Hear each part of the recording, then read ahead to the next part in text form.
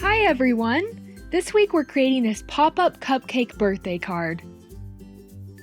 The first thing you'll need to do is take your paper of choice for the outside of the card and cut it to the size of 8.5 inches by 5.5 inches. It's best to use heavier paper such as cardstock, and you can use double-sided paper so it will show on the inside also. The next step is to fold the paper in half.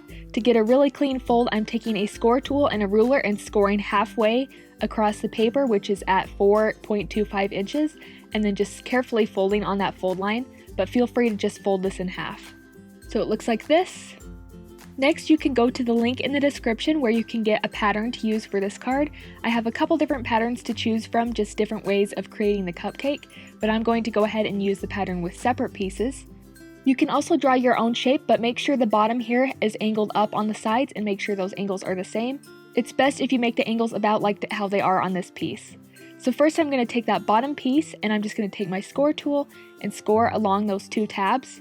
If you don't have a score tool, you can use an old pen that doesn't work, and then score down the middle, and then just go ahead and fold on those lines. Now I'm tracing this onto some purple cardstock. Again, it's best if you use slightly heavier paper for this. Then lift up each of the folded areas and score on the line. I cut it out and it looks like this. So now I'm just going to fold it on those lines.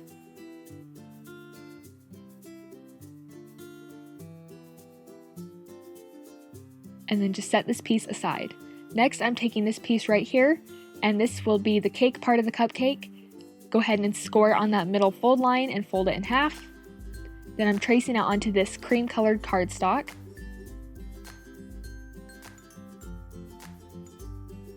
And then scoring on that middle line and cutting it out. With all the pieces, be sure to go through and erase any pencil marks that might be showing. And then I'm folding that piece in half. So we're just going to repeat this process on all of the pieces of scoring them on that middle line, tracing them onto paper, and then scoring the line again, and then cutting it out and folding it in half. So I did those steps on each of the pieces and they look like this. I'm going to take that bottom piece first and then attach the cake part to it. So you want to make sure that all these pieces line up exactly on the fold. So just decide how you want it to be positioned. Then I'm going to take some hot glue and put it on just one side. Then take that piece, fold it in half, and then line up those fold lines. Position it and press it in place. Then fold it and make sure it folds well. And I'm going to glue the other side, put some glue on the edge, and then close it. So it looks like this. Now I'm going to add the frosting piece, and this will go on top of the cake. Make sure the folds are lined up. Put glue on one side, and then just line up the fold and press it in place. Put glue on the other side and press it in place. And then you can always take your score tool and make sure that everything is folded really well. Now I'm going to add the candle. Just put some glue on that fold and press the fold into the other one.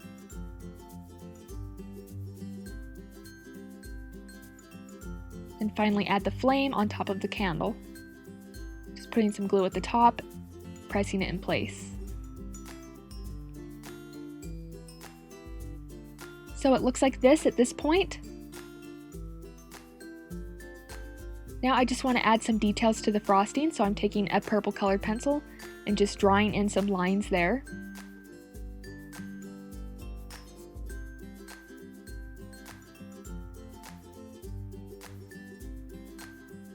Feel free to add whatever details and designs you'd like. So it looks like this, and it's ready to go inside the card. So take the card piece and we're just going to position this inside the card. This is actually really easy to do, but you need to make sure that the folds are lined up. So the best way to do this is to just lay it like this on its side. And then you're going to want to create an angle between this tab right here and the center fold of the card. It has to be less than 90 degrees, and it's best if you do it about like the one I'm showing here. So make sure this fold on the cupcake is touching the fold down the center of the card. So this is where I finally decided to position it. When you're ready, fold that tab back, put some hot glue on it, and press that in place. Then fold the cupcake up, put glue on the other tab, and then just fold the card up. This will ensure that the card will close nicely. So as you can see here, it pops up when you open the card and folds down nicely when you close it. It looks like this. So now you can just add whatever message you'd like into the card or design. I'm going to do some hand lettering that says happy birthday. So I'm just using a pencil to first sketch out where I want the words to be, just to make sure everything is centered. Once I was happy with that, I came in with an eraser and just erased some of it so it's much more faint and won't show through the marker. For the lettering, I'm using a Tombow dual brush pen.